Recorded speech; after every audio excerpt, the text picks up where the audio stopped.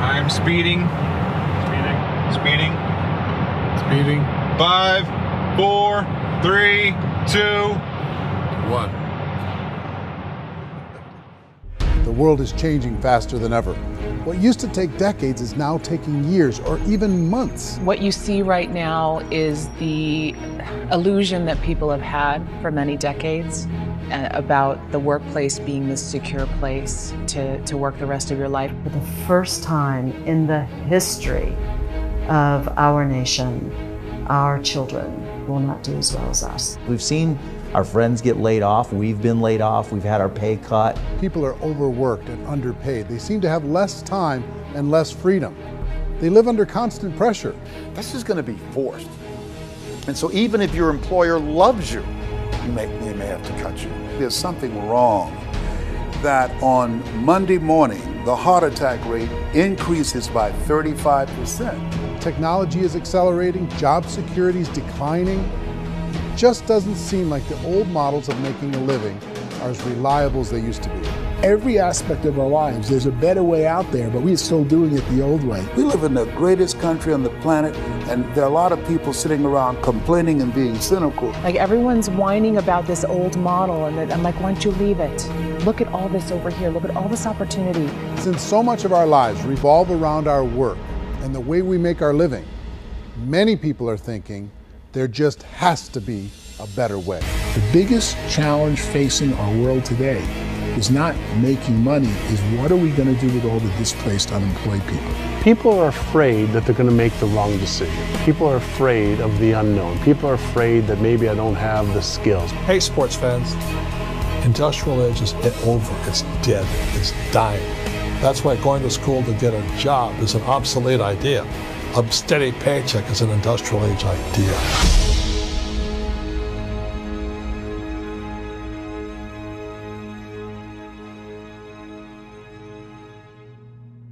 It's the search for answers that has brought us here together today. My name is Eric Worre, and for almost 30 years I've been an entrepreneur, struggling at times, but ultimately succeeding. As a best-selling author, speaker, and business owner, I've spent my entire career helping millions of people around the world to become entrepreneurs. And I believe strongly that there is, in fact, a better way when it comes to how we make a living. The career landscape has changed dramatically, and many are still working in a model that is completely out of date. What worked for previous generations isn't working as well for people today. In this film, we're going to explore 3 important questions. First, what's really going on in our working world today? Second, in this new economy, is it better to become an entrepreneur, or is it safer to work for someone else? And third, if a person decides to become an entrepreneur and start their own business, how can they do it without taking on massive risk? To help in this journey, I've brought together some of the greatest experts and thought leaders in the field of entrepreneurship to share the real facts with you. My intention is to give you new information that will allow you to make choices that are not limited by an old, outdated model. Let's start by understanding what's going on in our working world today.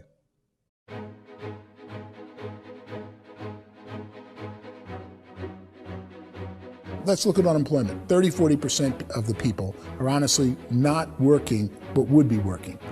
What our government does is if you haven't found a job in 6 months, we don't call you unemployed. We pretend you dropped out of the labor force. I've often said that unemployment, particularly structural unemployment, that's unemployment due to technological changes, is the first sign of economic growth. Think of it, 10 people live on an island. They go out every day and fish. One day, new technology shows up. A missionary brings them a net. Now, using the net, one pilots the boat, one throws the net. 2 fishermen can do all the work 10 used to. That's a 500% increase in productivity, 2 doing the work of 10, in one day. You don't have to learn a lot to learn how to throw a net instead of throw a fishing line. The island's got a big problem, 80% unemployment. But the island still has all the wealth of the fish because the 2 people produce as much fish as 10 did.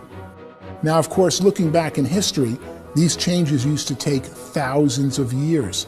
And during that time, we went into farming and transportation. Some of us became doctors and some teachers and lawyers, and we developed all these new professions and new manufacturing jobs. Today, these changes are occurring literally in one day when a new technological advance occurs, and we don't have the social structures to deal with it or to retrain the unemployed people. So one of the things that I think is interesting as I travel across the country and really travel around the world is the way that we work and the way we get paid for work is changing pretty dramatically. On a global basis, everything is being turned upside down because of the rapidly advancing technologies. They are eliminating many jobs, and we have been left with many people not prepared for the jobs that exist. A lot of demand in public companies was to squeeze out all the fat and to get just as much margin as we possibly could, and fat equals humans. So this idea of job security in information age is so obsolete, but it's still taught inside our school system, and that's where the problem starts. There's no financial education in school system, and people are still trained to be employees, work for that paycheck. This is a chart on the middle class. What's happening in the middle class, those that went to school, their incomes have been coming down for years. And parents still say to their kids, go to school, get a job. Now what happens to all those middle class people who are dropping off the ends of the chart? Well, they become what's called working poor. And this is what happens to working poor. But they say poverty is ending. Well, poverty may be ending, but working poverty is going up. And this is food stamp usage. So food stamp usage in America is going through the roof right now, because people cannot earn what they call a living wage. Most people have experienced financial pressures that I think are probably greater than they have been in the past. If you're not working for yourself, then it's going to be a pretty hard road for a lot of people. Today, if you're going to control your future, the 40-40 plan is gone, where you can graduate from college and get a job and work for 40 hours a week for 40 years. That day is gone. So some of these charts actually tell you what's going on. And this is a really interesting one, you know. People are going back to school because if I go back to school, I'll get a nice job. But this is what's happening to, it's called Sallie Mae, which is the student loan guys. Student loan is going through the roof. It's now over $1 trillion, and student loan debt is worse than credit card debt. So when people stopped using credit card, the government got people into student loan debt. And the problem with student loan debt is you can never be forgiven. See, with credit card debt, you can declare bankruptcy and all's forgiven. But student loan debt, you can declare bankruptcy, you still owe it. It's the worst of all debt. But this is the next picture. Look at this chart here. This is what's happening to wages of college graduates. It's going down. So you go to college, you rack up all this debt, but you earn less money. Now, that's not that intelligent. Average person who's been working a lifetime in America today is ending their lifetime at 65 with about $41,000 in assets. They earned just enough to survive. I think in the United States we have something like 17 trillion in debt. That's just the federal government debt. We got another 2 in municipal and in other, let's call it almost 20 trillion government. We've got 40 trillion in private debt. That comes up to close to 60 trillion. When you then add something we never had before, what you were talking about, when we look at the unfunded portion of Social Security and primarily Medicare, Medicaid, that at the most conservative estimates from outside firms, Kleiner Perkins, 67 trillion and growing. That's more than all our other debt. There's less conservative estimates that say it's 84 trillion or higher. I added up conservatively $127 trillion in total debt. Debt is a financial drug. When you take it to excess, it's like taking a drug. Yeah, it makes you feel better, it enhances your performance, but at a huge cost, eventually it kills you. And so that's what happens. We keep doing more and more debt, and you get less and less results, just like a drug, until the debt gets so high that it crushes the whole system. That's where we're at, 8.2 times GDP. You know who I feel sorry for? I feel sorry for the person who dreads going to work, who is sick to their stomach on Monday morning, who hates their alarm clock, who gets a little glimmer of hope on a Wednesday because it's hump day and says, thank God it's Friday. and they live for those 2 days a week where they get to be themselves and they don't have to be around people they don't like, and they don't have to play the political game in the office, and they don't have to live this half life. The person that works 50 weeks a year just to be able to have the 2 weeks for vacation. And you know what happens to most of them nowadays? They don't have a vacation. They have a staycation. They have time off of work, but they don't get to go where they want to go because they're overextended. They've got all this debt. They got all this situation. They hate their alarm clock. They can't sleep until they're done. They have to spend most of their life in traffic. I feel sorry for that group of people because there's a better way. They just don't know it. I see this really interesting attempt at rugged individuality in a 6x8 rectangle. And I feel like you're all the same, except for the little push pins of the pictures. There's different pictures. Yours is named Jenny and his is named Sujara, but it's the same people. And this is how they are, and they're just like the zombies, and there's no joy in there, there's no fun. There's always like the wacky woman who decorates her cubicle, and that's the most she can do there. You got to give her credits, right? The wacky cubicle woman. The basis for their life is worry. I'm worried, you know, maybe I'll get fired. I'm worried maybe my company will go out of business. I'm worried I can't keep spinning the plates on paying the bills. I'm worried about how do I send my kids to college. I'm worried, what if the transmission of my car breaks? That's, you know, 2 or 3, I can't fix it.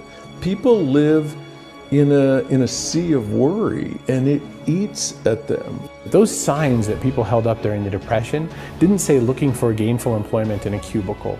It said looking for work. Work is what we're looking for. Job is just a unit of measurement. Work is what we're going after.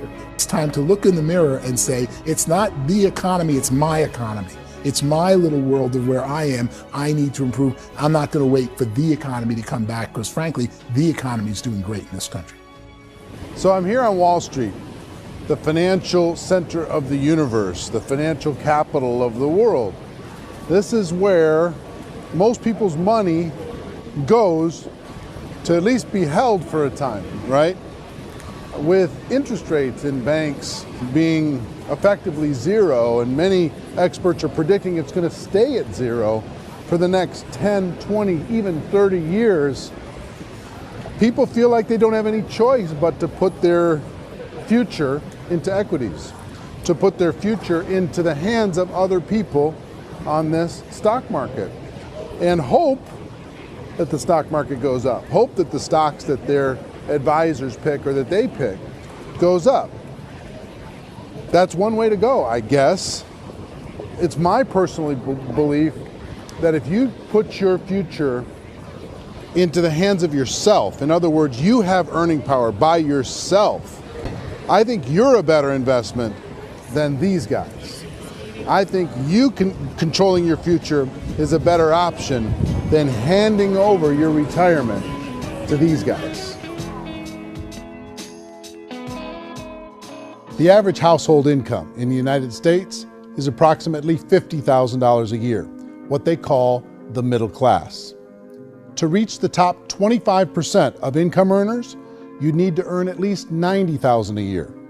To reach the top 10% would be a household income of $140,000, the top 5%, $190,000, and to be in the top 1%, you'd need a combined household income of at least $380,000 a year. So here's the question. What do you think would give you the best chance to move up and get to the top 10%, the top 5%, the top 1% or beyond? In my opinion, and in the opinion of many, many experts, the answer is to become an entrepreneur, to become your own boss. I think you have to be a business owner. I can't, the only time I ever say to someone it'd be great to be an employee is when they've already told me they've surrendered. I only tell people who are wounded spiritually that they should be an employee. And it's that feeling that you get when you pick up the backpack off the little Cub Scout and say, "Don't worry, little guy, we'll get you back to the camp." You know, it is in no way a kindness when I tell someone they'd be a great employee. The other status symbol really increasingly is lifestyle. And people who can own their own business maybe even work out of their house. That, I tell you, people admire that, like, gosh, I wish I could do that. The spirit of the entrepreneur is to be a risk taker and to be resourceful and unstoppable and to have a vision of yourself beyond where you are and not willing to settle for life as it is. You think about the great entrepreneurs, they're visionary, they have heart, they're willing to do today what others won't so they can do tomorrow what others can't. Personally, I don't think of the new economy, the old economy. I create my own economy. The entrepreneur's in control. I decide what the economy is going to be like. In the world of entrepreneurship, there are no limits. You can make as much as you want, depending on how much you want to work and how smart you are and how great a team you put together. There's no more lifetime rewarding business than being an entrepreneur. Why in America, where anyone could be anything, would people want to give up their freedom and become effectively a modern-day slave, told shut up and be here every morning at 7:30, leave at 5:30, and do what I tell you? If people decide to become an entrepreneur and work for themselves, they have some traditional options, but they're riskier than you might think. Any kind of a retail business, retail build-outs is extremely expensive. Even just these small little yogurt stores where they're putting little yogurt machines and you get all the different flavors, you're spending $200,000, $300,000, $400,000 to open a yogurt shop. I would love to buy a Dunkin' Donuts, but it's $500,000 or so to start. I don't quite have that just in case money. Risking lose it all, and most guys do 2 or 3 times, and even big guys like Branson, because I'm such a fan of his, half his companies don't work. If you make $1 million, your problems are going to go. If you make $1 billion, your problems are really going to go. Just the opposite. You and I know when you're making $1 million, you got $1 million responsibilities.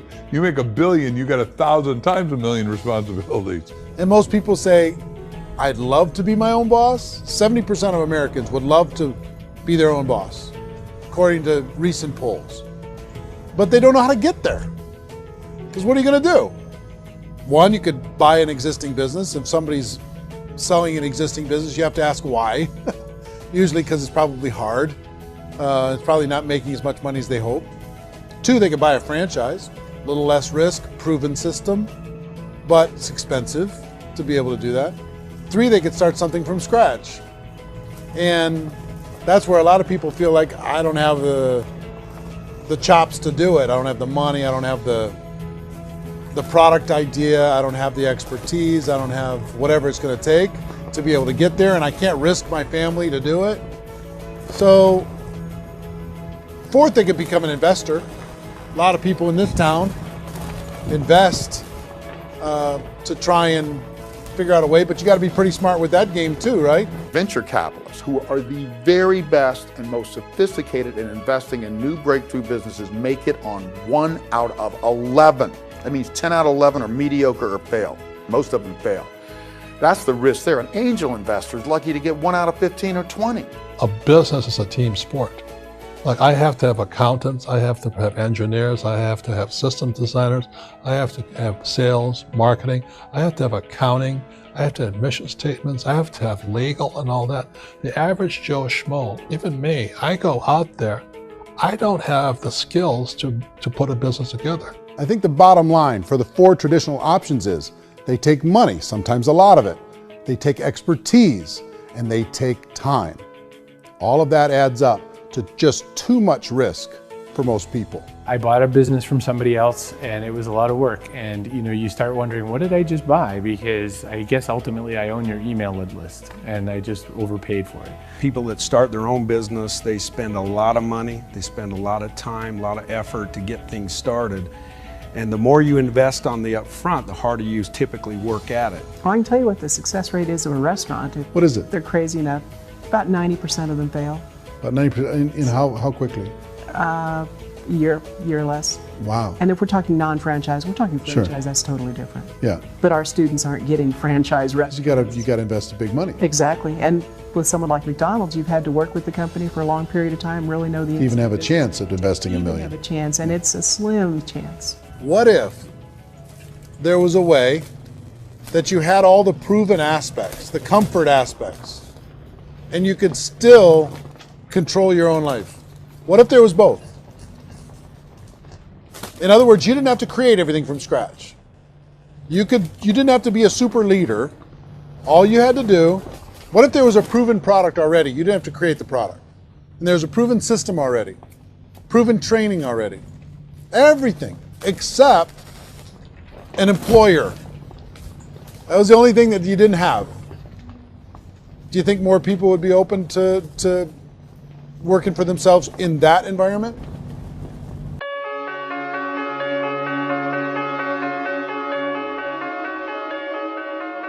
In our search for a better way to make a living, we've come to the conclusion that becoming an entrepreneur is actually safer than being an employee. And through our look at the entrepreneurial options, one particular path kept coming up from expert after expert. And I think most people will find it surprising because it's certainly a non-traditional business model. That model is for people to start their own business and become an entrepreneur through the creation of a network marketing business. Some people call it direct selling because the product is being sold directly from the manufacturer to the end consumer, cutting out the middlemen. Other people call it multi-level marketing, or MLM, because there are multiple levels of commissions paid. The most common term today is network marketing, because network marketing best describes using a large group of independent distributors, independent entrepreneurs, to move a product or service more efficiently. So my friend here, Donald Trump, and I, we always write about the network marketing industry. And the reason we support the network marketing industry is because it really is a business school for entrepreneurs. Because most people come out of school looking for a paycheck. Oh, that's terrible. I went to network marketing like that. I think if it didn't exist, we should invent it. It is that good. I think direct selling is a great way to do business today. It's very easy to get into that industry, and you can be self-employed, be in effect an entrepreneur. When we see multi-billionaires adding network marketing companies to their portfolio of companies, that would be a clue. When we see people who are very famous authors and very famous business people endorsing the industry, that would be a clue. These network marketing companies aren't $50 million companies, they're billions and billions of dollars. They lead the stock market, they're major companies. When we're going to get it?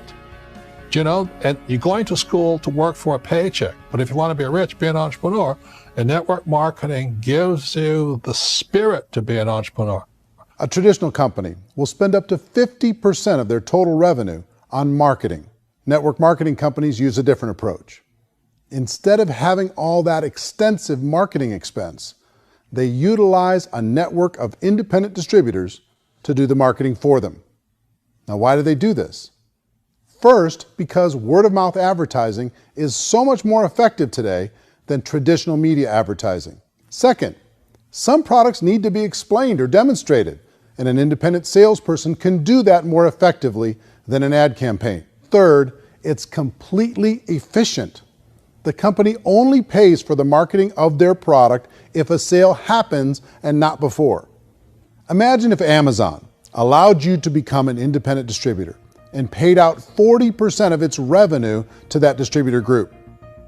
All you had to do as a distributor was recommend a product, and if a person bought it on Amazon, Amazon would take care of all the logistics, and you'd get paid for bringing the customer.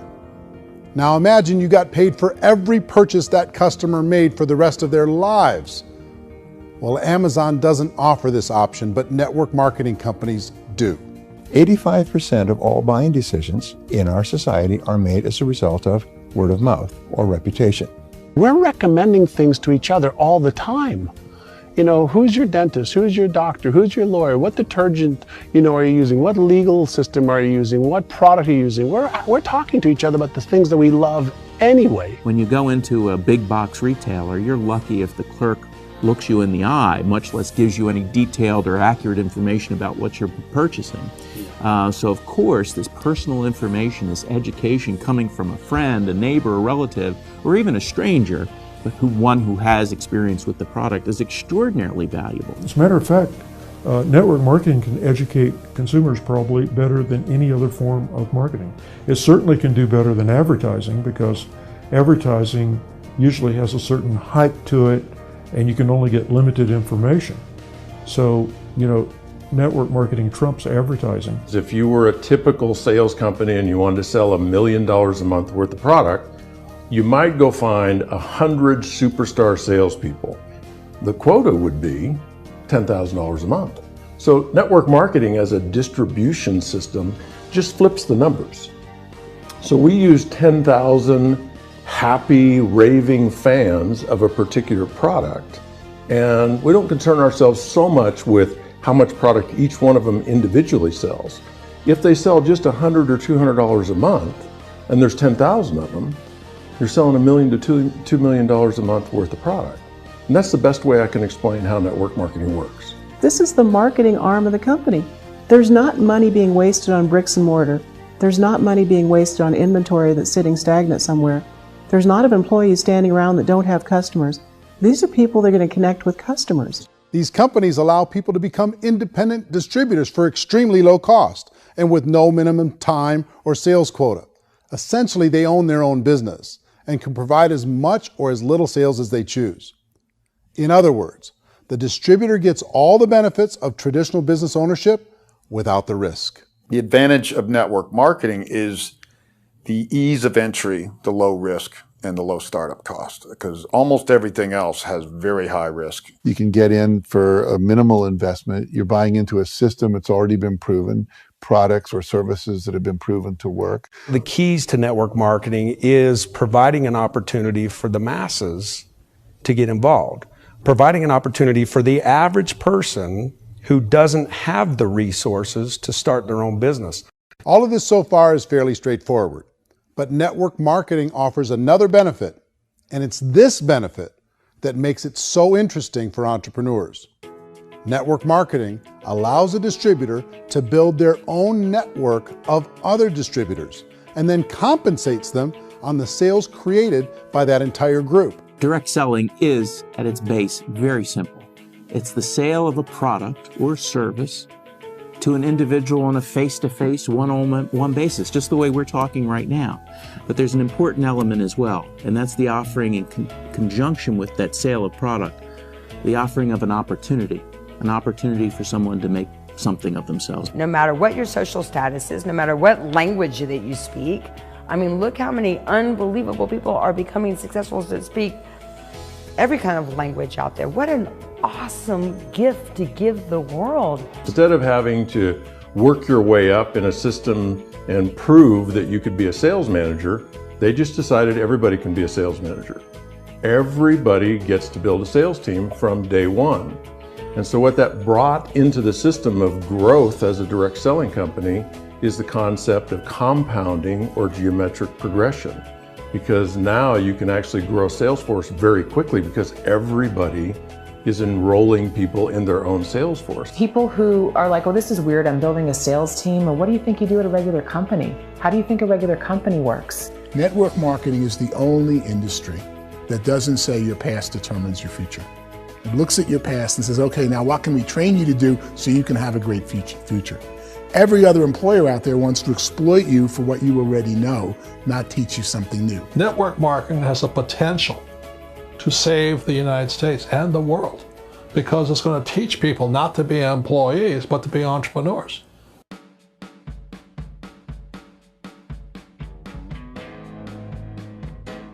According to the Direct Selling Association, if you add up all the network marketing companies around the world, they combine to do over $178 billion a year in retail sales. To give you an idea of how big that really is, the NFL, the National Football League, does approximately $9 billion a year. The music industry does a little more than $16 billion a year, and the movie industry does about $80 billion a year. Using a conservative average, network marketing companies pay their distributors about 40% of that $178 billion in the form of commissions, which adds up to more than $71 billion a year. That's almost $6 billion a month. It's almost $200 million in commissions every single day. So it's certainly working, and people are making serious money in network marketing. With the growth of the direct selling industry over the last 10, 15, 20 years, we've seen a broader understanding of the channel. We have seen more and more people getting involved in the business, so our penetration in the marketplace has increased and thus the understanding in the marketplace of who we are has increased. And we've seen non-direct selling companies look at the direct selling model and say, something's going on there. People are making money, companies are being profitable, individuals are being motivated, product is being delivered to market. Maybe we should explore this. Some people think only the people at the top make money. Well, let's take a look at that as well. In the network marketing profession, there are roughly 500 people in the world who earn over $1 million a year. If you round that number up to $2 million a year, that adds up to about $1 billion a year. That takes the $71 billion paid out each year down to $70 billion. So where does the rest of the money go? The vast majority goes to part-time people making anywhere from a few $100s a month to many thousands of dollars a month. It goes to people who choose to make it a full-time career move and earning even more than that. Every day, people are using the money they earn through network marketing to pay off debt, have more fun, and improve the quality of their lives. Everyone I know in network marketing has been doing that since the 50s. They go to work when they want to go to work. They stop working when they want to take time with their children to have a leisurely breakfast and discuss issues and driving to school. They go back to work when they get home, wherever they're working out of. The biggest thing that I've seen is people that have become much happier in their life. MLM has probably made more millionaires of more people in more countries, and I've spoken to them in 67 countries, than any other single form of business, starting from nothing. If they have a choice between working a job for the next 10 years or working a network marketing business for the next 10 years, the result of working the network marketing business will be better.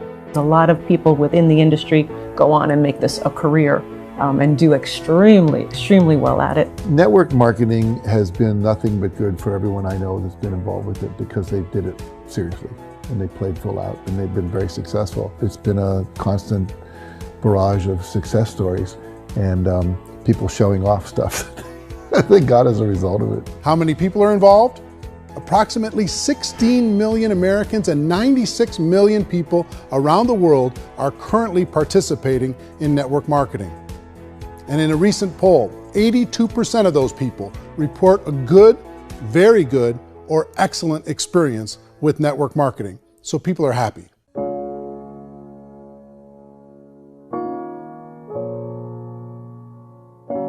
So I've taken a look at the network marketing profession and really tried to understand why so many people are confused as to the validity of this as a business. One is this pyramid shape. People get really messed up with this pyramid. Oh, it's one of those pyramid things. So I just think there are a lot of haters out there who really don't understand the industry and say, oh, it's a get-rich-quick scheme. It's a pyramid. Well, corporate America is a pyramid scheme. You know what I mean? It goes like this. You have thousands of MBAs, let's say working for Ford or General Motors or Coca-Cola. If all these MBAs are all trying to get to here, that's a pyramid. Only one guy's going to make it. Every 10 years, one's going to make it. Whereas you look at network marketing, it's like this. So you're here, and your job is to develop other CEOs coming up behind you. So it's an inverse pyramid. In network marketing, it's a very simple concept. If you sell product, you get paid. It is paid based on production. There is no first mover's advantage. There is no investment component where the more somebody spends, the more they're entitled to make. So the two are polar opposites of each other. Doesn't matter what shape the company is or the compensation plan is shaped, whether it's a circle or a pyramid or a triangle or a trapezoid, it doesn't matter. If compensation is coming primarily from recruitment, then you've got a problem.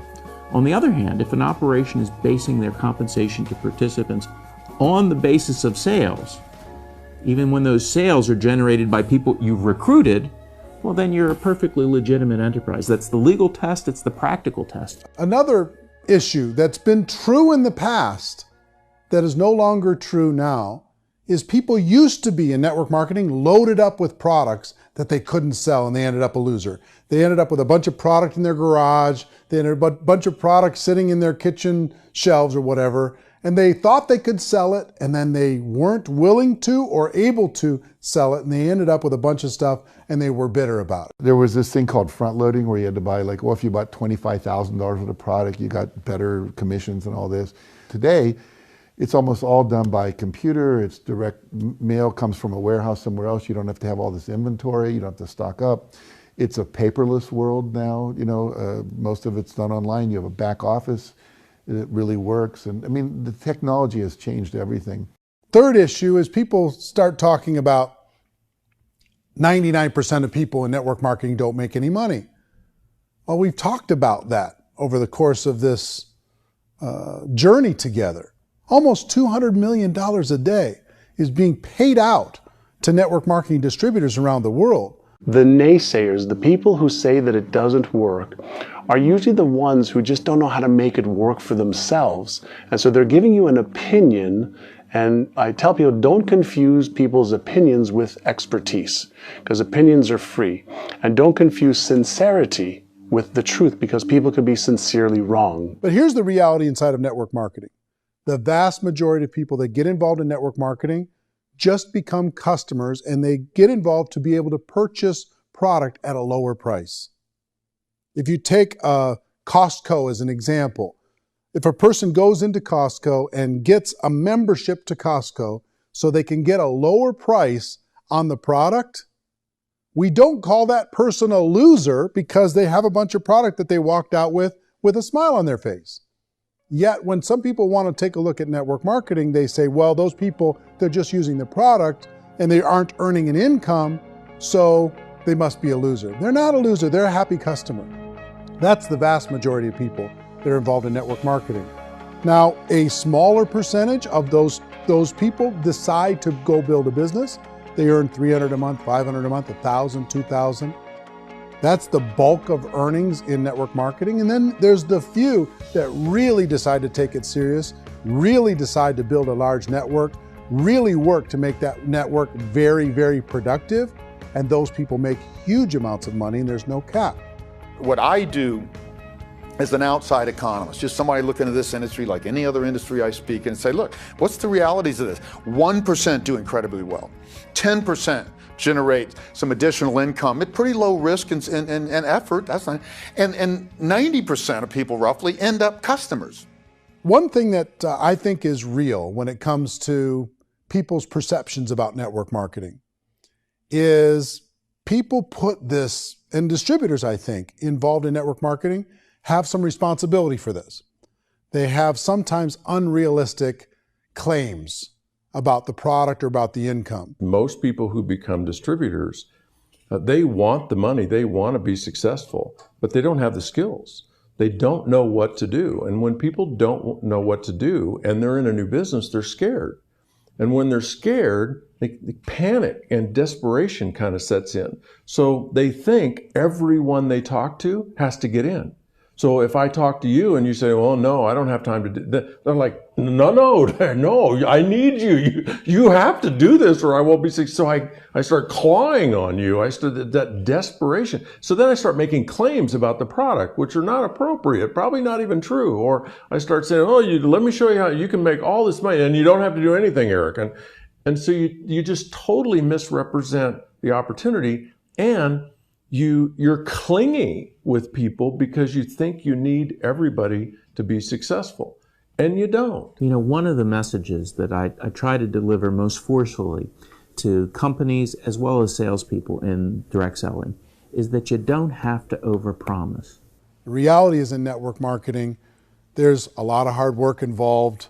There's a lot of effort. You're going to have to develop yourself. It's a business like anything else.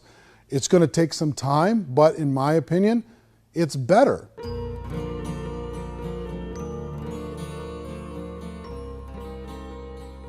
It's light years better for people starting today than it was even 5 years ago. I think it's more widely accepted now, and people understand it is a business. It is being an entrepreneur. It is being a business owner. Our belief system is based upon our evaluation of something. And frequently, if we reevaluate a situation, our belief about that situation will change. The industry has changed and it's grown up. It's totally transformed. You've got young people today that have grown up with social media, and they understand networks. They understand how people are connected through technology, and they understand how money flows through those networks. So when they see network marketing, they don't see it the way their parents saw it. And we've all learned, the larger industry that you represent, has all learned from those mistakes and flaws and errors that have happened early on. Early algorithms didn't work the right way. That's all fixed. It's like when they design a computer program, they design the program, then they run it, and then they go back through and they debug it. The MLM industry has been debugged. This is the day of being virtual, being able to run a business from your mobile phone. I mean, it's incredible. Companies are getting smarter. They're implementing more consumer protections. They're implementing more compliance training. They're doing more with respect to product research. If you do get involved and you make purchases of inventory, even on a voluntary basis, if you decide that this business is not for you, you can leave and have that inventory repurchased by the company. There's no other business that offers that kind of protection on a voluntary, self-regulatory basis.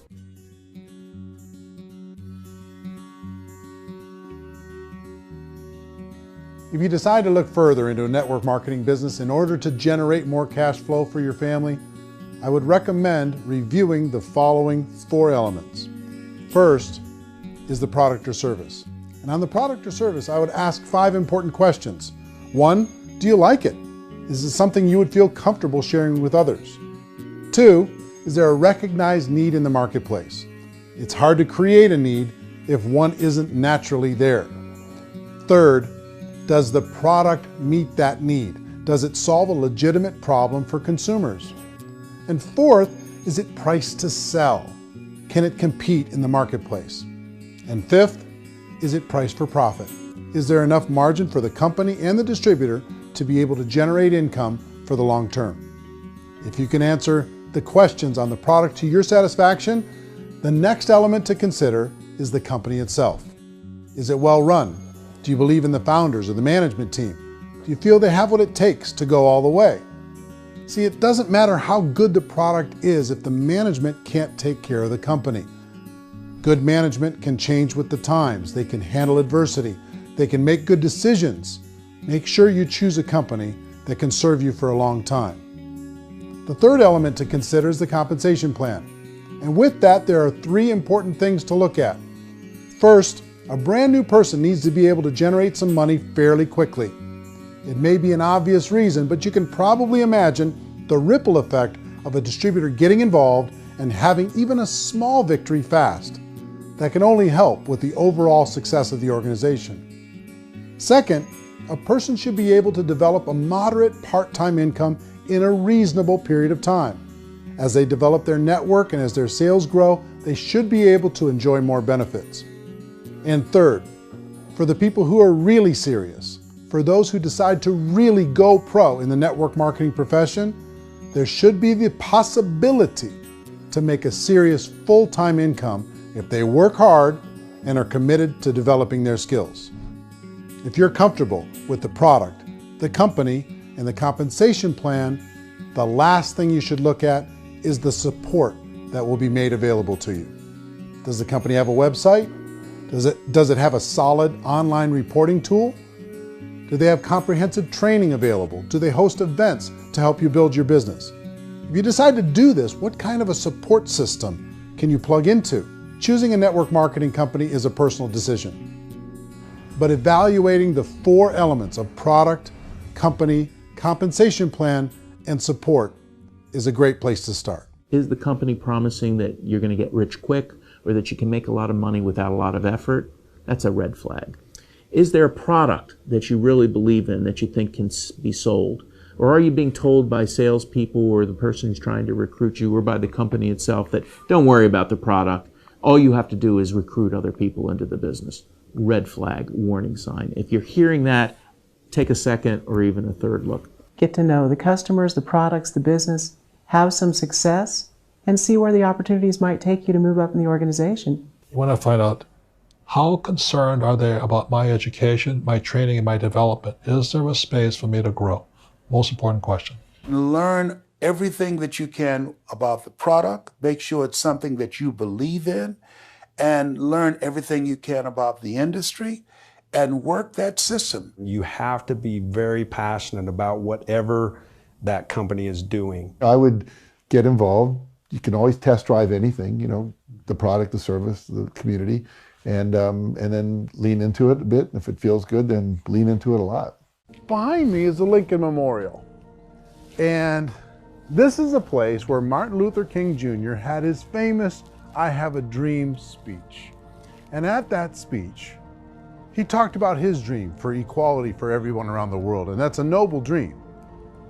But I think more people need to remember what it was like when they were kids and the dream was still alive in them, before it got beaten out of them by reality, by this paycheck, by these responsibilities, and by having to live for this job to pay the bills.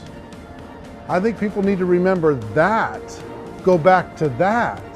Once they know that there's a better way, I think their future is going to be much brighter. They can live a better life.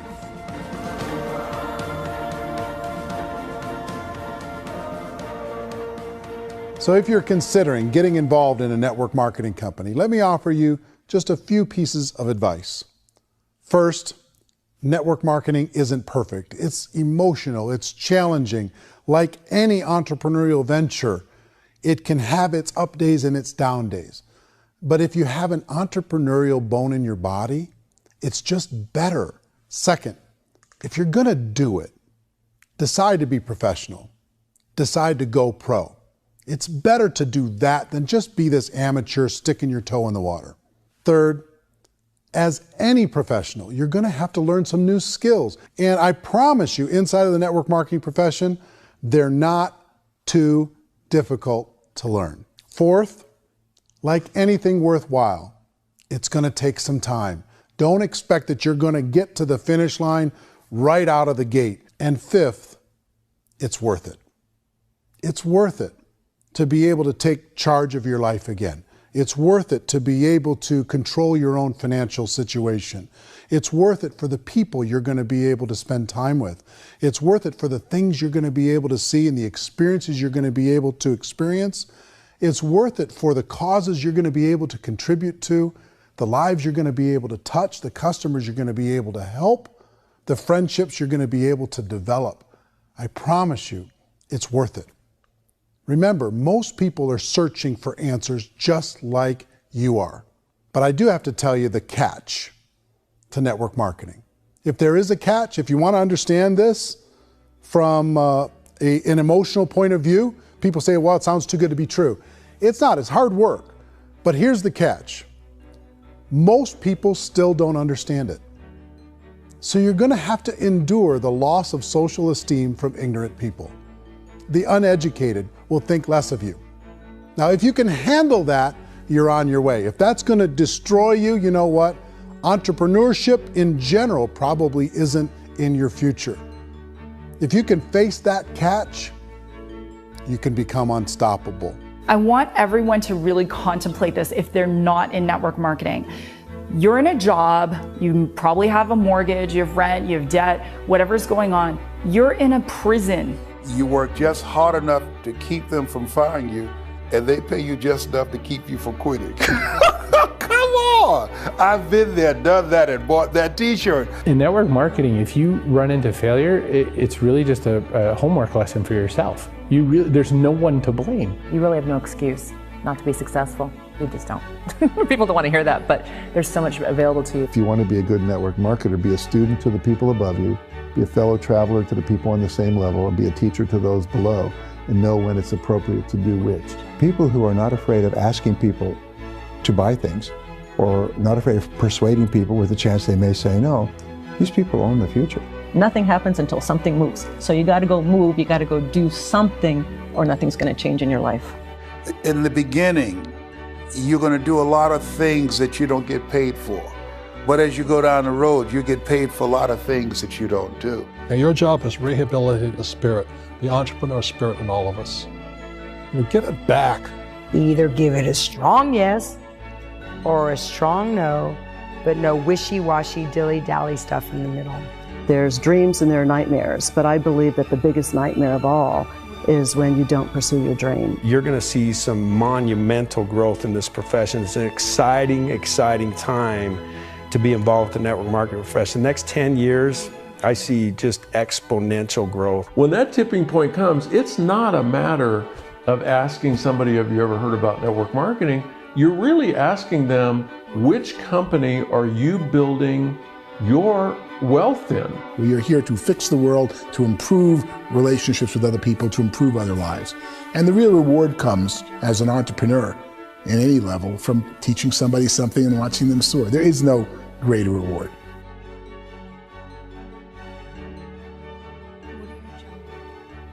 Life's too short to spend it living someone else's dream instead of your own. It's too short to spend it living at a fraction of your potential. Can being an entrepreneur be a challenge at times? Sure. But here's what you get in exchange. It can be yours. Something that you built, something that you created, something that you made happen. This balloon represents your dream. It represents entrepreneurship. My wish for all of you is that you would reach out and grab it. The choice is up to you.